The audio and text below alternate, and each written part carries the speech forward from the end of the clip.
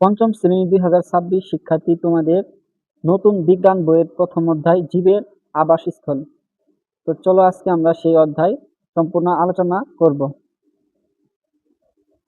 উদ্ভিদ এবং প্রাণী সহ আরো অনেক বিচিত্র রকমের জীব নিয়ে জীবজগৎ গঠিত। জীবজগতে বিচিত্র ধরনের উদ্ভিদ ও প্রাণী রয়েছে। কোনো কোনো জীব স্থলভাগ বা মাটিতে বাস করে, কেউ আবার পানিতে বা মাটি ও পানি উভয় স্থানে বাস করে। কোনো কোনো জীবের প্রয়োজন ছায়াযুক্ত পরিবেশ, আবার কারো প্রয়োজন আলো আছে এমন পরিবেশ। এই অধ্যায়ে আমরা বিভিন্ন জীবের আবাসস্থল, বিভিন্ন আবাসস্থলের উদ্ভিদ ও প্রাণীর ধরন এবং পরিবেশের তাদের টিকে থাকার কৌশল ইত্যাদি সম্পর্কে জানব। 1. জীবের আবাসস্থল।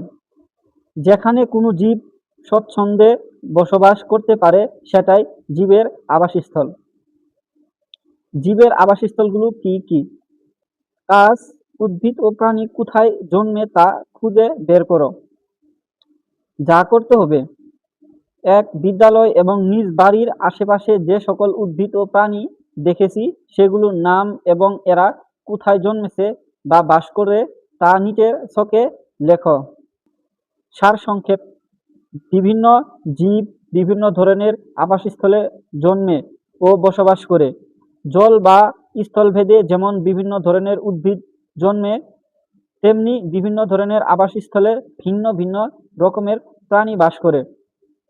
বিভিন্ন আবাসস্থলে বিভিন্ন ধরনের উদ্ভিদ ও প্রাণী সম্পর্কে আরো কিছু জানি। জীবের বসবাসের জন্য বিভিন্ন ধরনের পরিবেশ রয়েছে, যেমন স্থলজ, জলজ, মেরু অঞ্চলের পরিবেশ। এসব পরিবেশে বসবাসরত প্রাণীদের মধ্যে ভিন্নতা রয়েছে।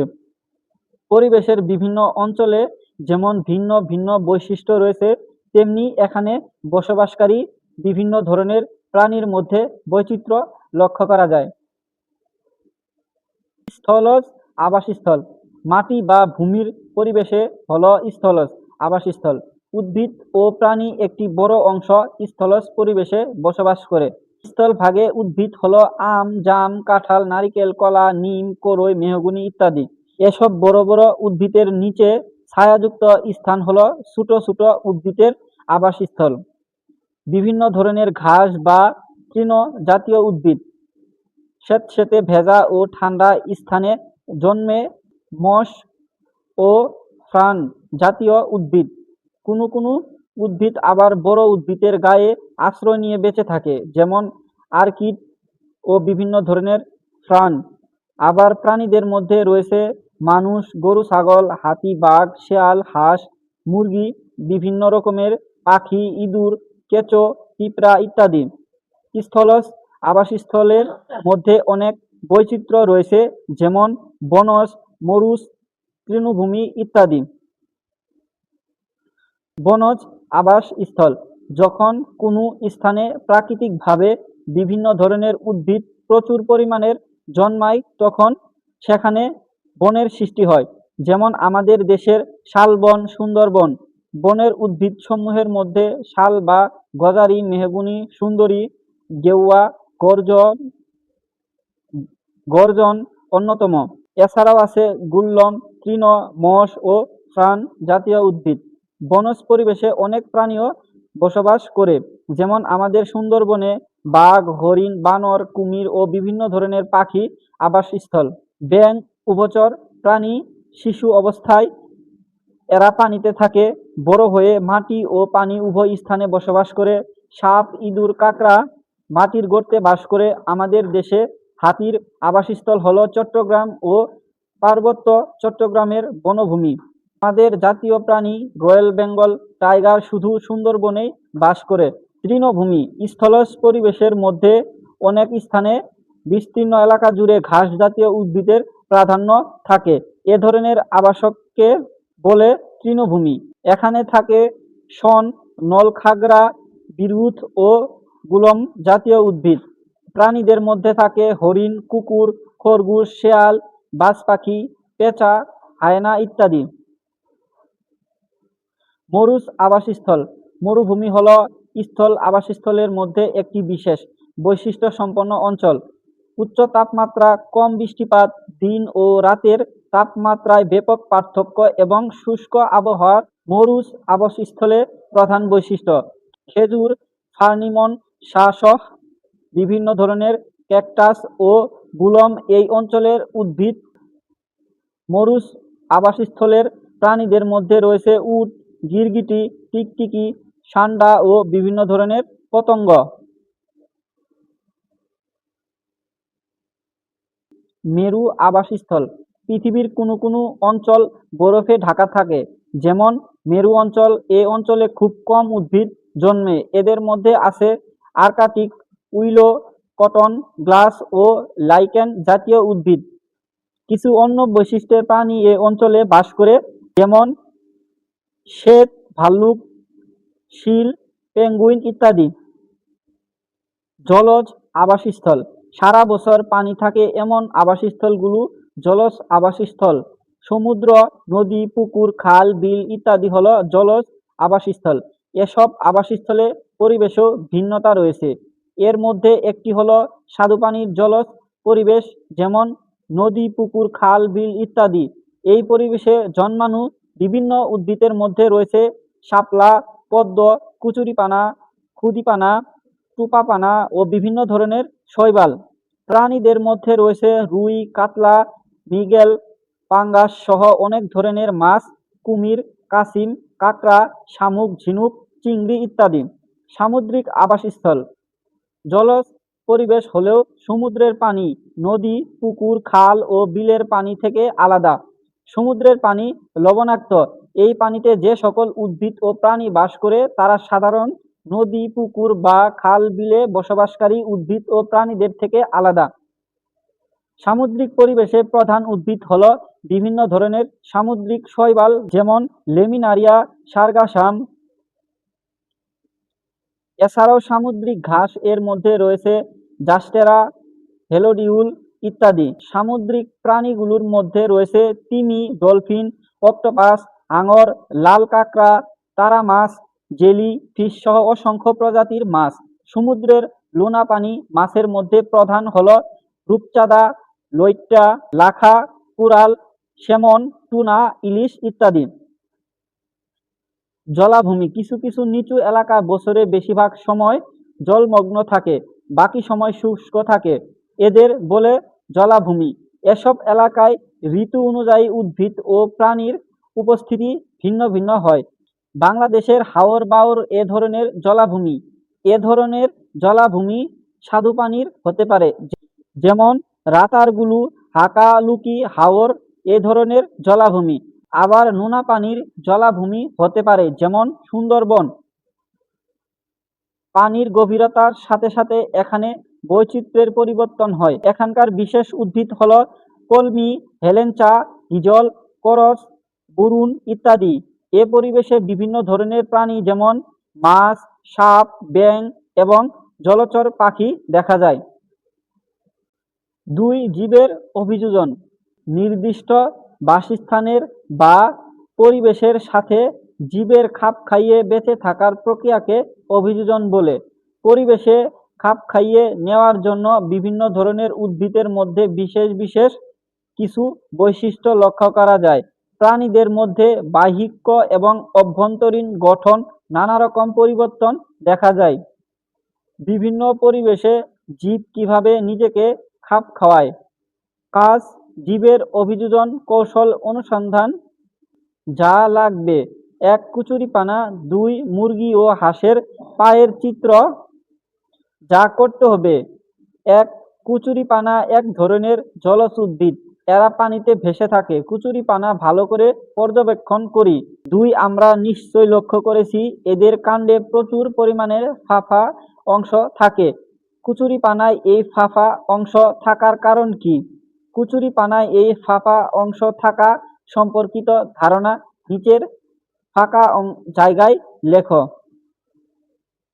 সার সংক্ষেপ: কচুরিপানার মধ্যে যে ফাঁপা অংশ থাকে তাকে বায়ুকুঠুরি বলে। এই বায়ুকুঠুরি কচুরিপানাকে জলজ পরিবেশে ভেসে থাকতে সাহায্য করে। বায়ুকুঠুরি জলজ পরিবেশে উদ্ভিদের একটি অভিযোজন।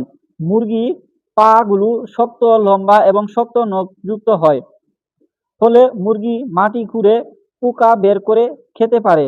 হাঁসের পা গুলো পাতার মতো পর্দা বিশিষ্ট।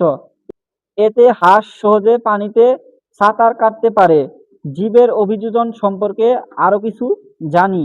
কোনো জীব যে নির্দিষ্ট পরিবেশে বসবাস করে, সেই পরিবেশে সুস্থভাবে বেঁচে থাকার জন্য নিজের গঠন ও শরীর বৃত্তীয় কাজে পরিবর্তন ঘটায়, একে অভিযোজন বলে। মূলত বাসস্থান, আত্মরক্ষা, প্রজনন বা বংশবৃদ্ধির জন্য জীবে এসব পরিবর্তন ঘটে থাকে। স্থলজ পরিবেশ। স্থলজ আবাসস্থলের মধ্যে প্রধান হলো বনজ পরিবেশ।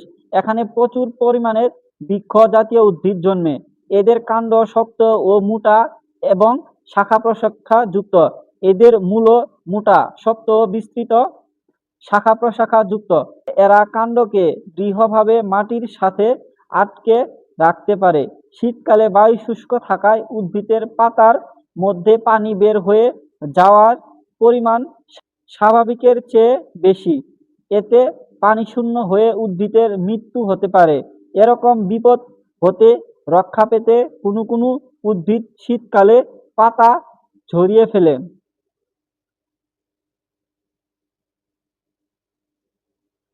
বনজ পরিবেশে প্রাণীর শ্বাসকার্য চালানোর জন্য শক্তিশালী ফুসফুস থাকে। দ্রুত দীর্ঘ পথ চলার জন্য এদের পা অনেক শক্তিশালী হয়। শিকার ধরা ও মাছ ছিঁড়ে খাওয়ার জন্য এদের তীক্ষ্ণ ধারালো নখ ও দাঁত থাকে। বনজ পরিবেশে অন্যতম প্রাণী হলো পাখি। পাখি মূলত আকাশচারী। এদের ডানা আছে। হাড়ে মাজ্জা কম থাকায় দেহ হালকা হয়। আবার দেহে বায়ু ভর্তি থলি থাকে, যা উঠতে সহায়তা করে।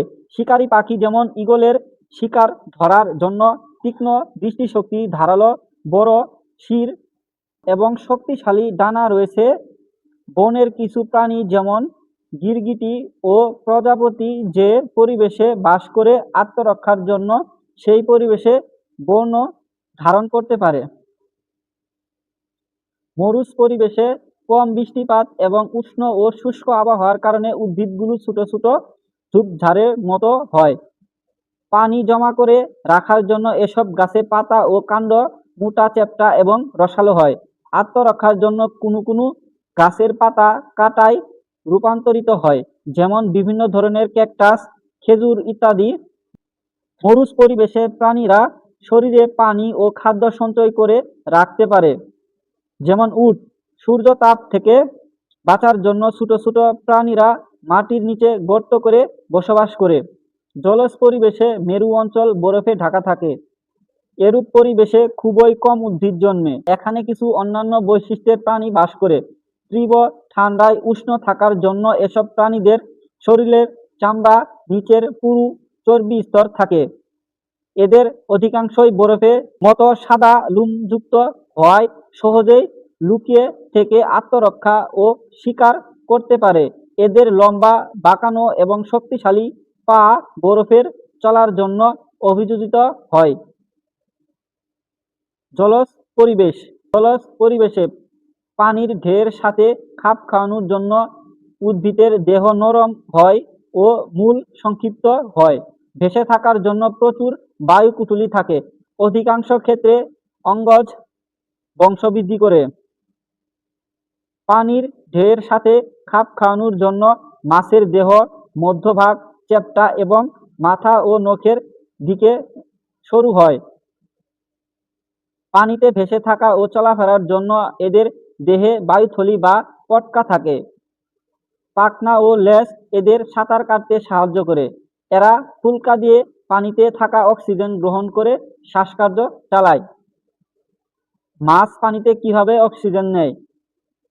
মাছ ফুলকার সাহায্যে পানিতে থাকা অক্সিজেন নেয়। জলজ পরিবেশের সবচেয়ে বিস্তীর্ণ অঞ্চল হলো সামুদ্রিক পরিবেশ। এই পরিবেশে পানির লবণাক্ততা ও পানির প্রবল চাপ মোকাবেলার জন্য জীবের অভিযোজন ঘটে। বিভিন্ন ধরনের ভাসমান শৈবালী এই পরিবেশের প্রধান উদ্ভিদ। সামুদ্রিক মাছেরও মাথা ও লেজের দিকে সরু এবং মধ্যভাগ চওড়া হয়। পাখনা ও লেজ সাঁতার কাটতে সাহায্য করে। সামুদ্রিক মেরুদণ্ডী প্রাণীদের ফুসফুস দীর্ঘ সময় ধরে বাতাস জমা রাখে। শিকার ও আত্মরক্ষার জন্য এরা আলো, রং ও বিষাক্ত তরল ব্যবহার করতে পারে। জলাভূমি পরিবেশে উদ্ভিদ ও প্রাণীর মধ্যে স্থলজ ও জলজ উভয় ধরনের বৈশিষ্ট্য দেখা যায়। উদ্ভিদের পাতা পাতলা ও প্রশস্ত এবং মূল জলজ উদ্ভিদের চেয়ে শক্তিশালী। জলমগ্ন অবস্থায় শ্বাসকার্য চালানোর জন্য শ্বাসমূল বের হয়। জলাভূমি যখন পানিতে পূর্ণ থাকে তখন সেখানে জলজ উদ্ভিদ ও প্রাণীর আধিক্য দেখা যায়। পানি কমে গেলে কিছু কিছু প্রাণী অল্প পানিতে বা কাদার মধ্যে লুকিয়ে থেকে আত্মরক্ষা করে। সুন্দরী গাছের মূলগুলো মাটির উপরে উঠে আসে কেন? সুন্দরবনের মাটি লবণাক্ত ও ভেজা। এর ফলে এই বনের সুন্দরী গাছের মূলগুলো শ্বাসকার্য চালাতে প্রয়োজনীয় অক্সিজেন গ্রহণ করতে পারে না। এর জন্য কিছু শাখা মূল মাটির উপরে উঠে আসে, এদের শ্বাসমূল বলে। শ্বাসমূলের অনেক ছিদ্র থাকে, যার মাধ্যমে সুন্দরী গাছ বায়ু থেকে শ্বাসকার্য চালানোর জন্য অক্সিজেন শোষণ করে।